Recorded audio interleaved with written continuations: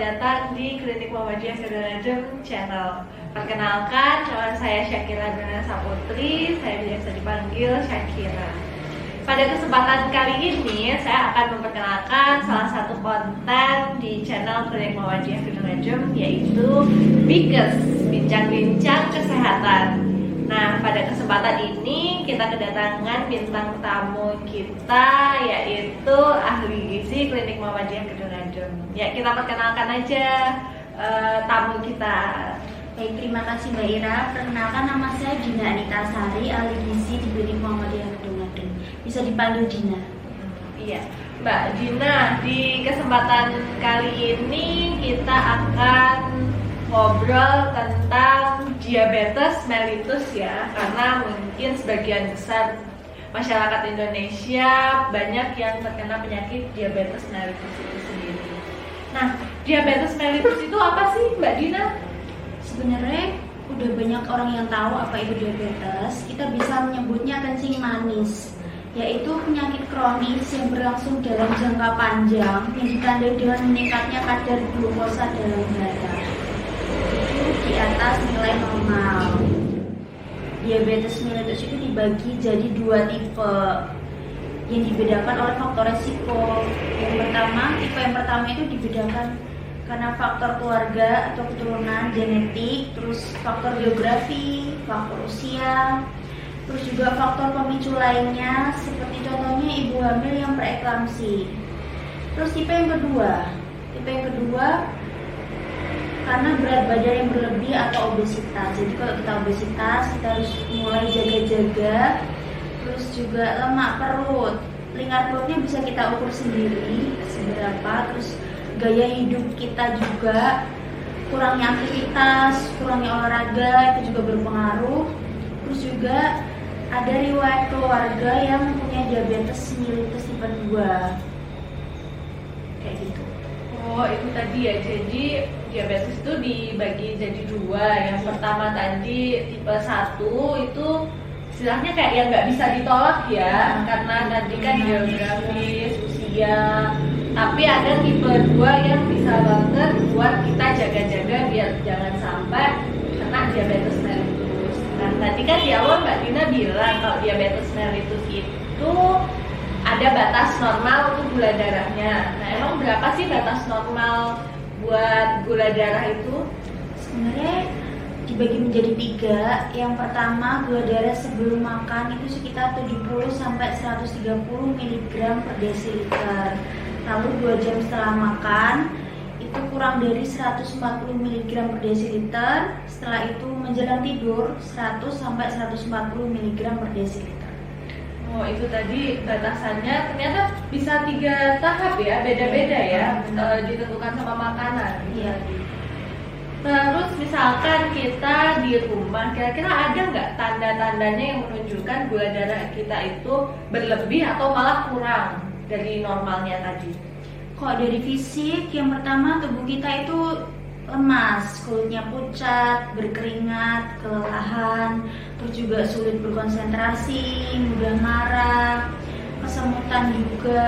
Terus kalau misalkan berdiri atau jalan itu kayak lemas, gak mampu, terus jantung juga berdebar-debar gitu.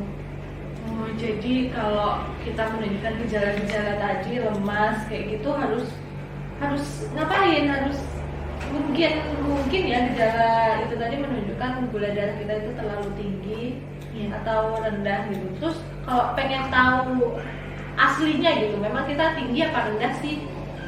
Ya, kita bisa periksa dulu di Klinik Muhammadiyah Kedung Adem. Kita bisa periksa ke dokter, lalu bisa diarahkan ke bagian laboratorium sama dokternya. Nanti dicek gula darahnya berapa, nanti ditindaklanjuti. Waduh. Jadi kalau mau tahu itu harus cek lab ya, kira-kira gitu nggak bisa ya? Harus cek lab, harus ya. Nah, tadi di Klinik Muhammadiyah Kedung Adem melayani untuk cek gula darah ini. Iya. Jadwalnya bisa setiap hari, mulai dari jam 7 sampai jam 9 malam kalau cek laboratoriumnya. Oh, setiap hari ada ya? Kalau hari libur, tanggal merah gitu ada. Oh, berarti kapan aja merasakan tanda-tanda di atas bisa langsung periksa ke dokter dan cek laboratorium di Klinik Muhammadiyah Kedung Adem. Ya. Setiap hari jam 7 sampai Jam 9 malam. jam 9 malam bisa langsung aja berarti ya. Ya. Terus kalau memang hasilnya itu menunjukkan gula darah kita tuh tinggi, terus gimana selanjutnya? Kita di Klinik Muhammadiyah Kedung Adem itu ada program namanya Prolanis, yaitu program pengelolaan penyakit kronis. Tepatnya ada di Klinik Rawat Jalan Pratama Muhammadiyah Kedung Adem 2. Ngapain aja itu Di programnya? situ nanti kita bisa dicek gula darahnya, dikasih obat, terus konsultasi sama dokternya juga di situ ada. Karena diabetes ini termasuk penyakit kronis itu tadi ya. Emang nggak bisa sembuh juga diabetes mellitus itu. Jadi harus ditindaklanjuti terus, minum obat yang teratur, sama konsumsi makannya dijaga. Oh, berarti memang harus minum obat terus-terusan ini ya? Iya, dalam jangka panjang. Terus tadi kan Mbak Dina ngobrolin tentang pola makan juga harus dijaga. Ini pola makannya buat penderita diabetes mellitus. Emang ada nggak sih tips? Mbak Dina kan ahli gizi nih, tips-tips menjaga pola makan untuk penderita diabetes mellitus ini? Ya, kalau misalkan diabetes mellitus itu harus banget diperhatiin jumlahnya, jenis sama jadwal. Kalau jumlahnya itu kalau misalkan karbohidrat harus dalam jumlah porsi kecil atau sering. Terus karbohidratnya juga mungkin sekitar 1 kepal tangan gitu kalau misalkan makan nasi. Terus diperhatikan juga kadar glikemicsnya harus rendah kayak gitu. Terus jenis-jenis bahan makanannya harus yang rendah lemak, terus tinggi serat. Pokoknya hindari yang manis-manis, yang kadar gulanya tinggi sama yang karbohidratnya tinggi. Oh, itu tadi kan contoh-contoh makanan yang katanya glikemicsnya harus rendah ya. Kira-kira ada nggak? Tadi 1 kepal nasi ya, nggak boleh lebih. Ya. Terus kalau kita kebiasaan makan banyak, misalkan kita mau pilih menu lain selain nasi putih gitu, yang kadar glikemicsnya rendah, tadi ada nggak makanan-makanan yang bisa kita konsumsi? Kalau nasi putih kan kadar indeks glikemicsnya kan masih tergolong tinggi ya. Nah, yang bisa diganti kayak nasi jagung, kentang, nasi merah, itu kadar glikemicsnya lebih rendah daripada nasi. Tapi tetap juga porsinya jangan terlalu banyak juga. Nah, tadi dicatat ya Bapak Ibu teman-teman, kalau ada gula darahnya tinggi, misalkan kita pilihan lain selain nasi putih, bisa kentang, nasi jagung, dan nasi merah gitu tadi. Ya.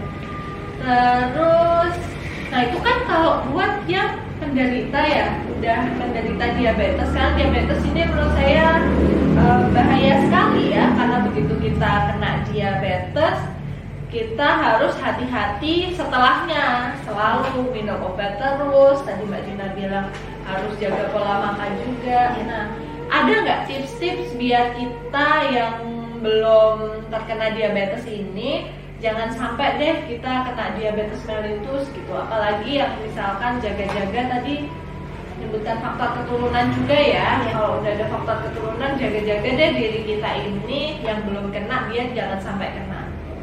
Iya, dari saya tips buat menjaga biar kita nggak terkena diabetes mellitus, yang pasti kita harus mempertahankan berat badan ideal. Terus juga konsumsi makanan yang rendah lemak, goreng-gorengan, junk food, terus makanan yang banyak tepung-tepungan, roti-roti yang manis-manis, yang gulanya tinggi itu mulai dikurangi. Terus juga makanan yang tinggi serat kayak buah dan sayur. Terus konsumsi makanan manis juga harus dikurangi. Olahraga rutin jangan lupa. Pokoknya banyak gerak, aktivitasnya pokoknya harus selalu aktivitas. Terus juga nggak boleh terlalu banyak duduk terlalu lama. Pokoknya aktivitas intinya kayak gitu. Terus juga yang perokok mulai dikurangi atau mungkin dihentikan rokoknya kayak gitu. Oh, Oh, itu tadi ya, banyak banget nih pola hidup sehat yang harus kita tentukan. Memang kayaknya diabetes mellitus ini berhubungan erat sama makanan ya. Dari Iya. tadi banyak banget disebutin makanan, mulai dari yang saya ingat tadi jadwalnya, jumlahnya. Tadi itu harus diperhatikan banget nih. Nah, Mbak Dina kira-kira buka konsultasi nggak? Ini kayaknya udah jago banget. Ya memang ahli gizi sih, memang jago banget kalau kita misalkan udah kena diabetes atau mungkin kita biar jangan sampai kena gitu, bisa nggak nih ketemu langsung sama Mbak Dina? Ya, di Klinik Muhammadiyah Gedung Adem ada ruang konsultasi gizi. Nanti bisa datang menemui saya. Kalau misalkan pengen konsultasi apa, bisa langsung tanya-tanya sama saya. Jadwalnya mulai tiap Senin sampai Sabtu dari jam 7 sampai jam 2 siang. Nah, itu tadi Bapak Ibu dan teman-teman bisa langsung ketemu sama Mbak Dina. Mungkin udah ada yang kena diabetes mellitus atau yang belum kena, buat jaga-jaga biar jangan sampai, bisa konsultasi. Nanti mungkin bisa dihitungkan tadi ya, perutnya tadi yang normal, berat badan ideal, biar mau diet-diet bisa langsung ketemu sama Mbak Dina tadi jadwalnya. Iya, mungkin segitu dari Mbak Dina. Ada lagi nggak yang pengen disampaikan? Mungkin dari saya itu aja. Nah, cukup nih dari Mbak Dina. Mungkin dari Bapak Ibu teman-teman, kalau ada yang pengen ditanyakan langsung ke Mbak Dina, bisa langsung datang tadi ke ruang konsultasi gizi sesuai jadwalnya, atau mungkin bisa langsung nanya-nanya di akun sosial media klinik. Jadi jangan lupa di follow akun sosial media klinik, ada Instagram, Twitter, Facebook, nanti YouTube channelnya juga jangan lupa di subscribe, di follow, karena nanti akan banyak sekali info-info menarik yang bakal Bapak Ibu teman-teman dapetin, mulai dari info seputar Klinik Muhammadiyah Gedung Adem, seputar kesehatan, edukasi, mungkin seputar Gedung Adem juga. Makanya jangan lupa di follow akun-akun sosial medianya tadi, atau mungkin nanti kita cantumin di sini ya akun sosial medianya. Terus nanti kita ada kontak center juga, kalau masih ada yang pengen ditanyakan bisa langsung menghubungi kontak center atau komen di YouTube channel Klinik Muhammadiyah Gedung Adem.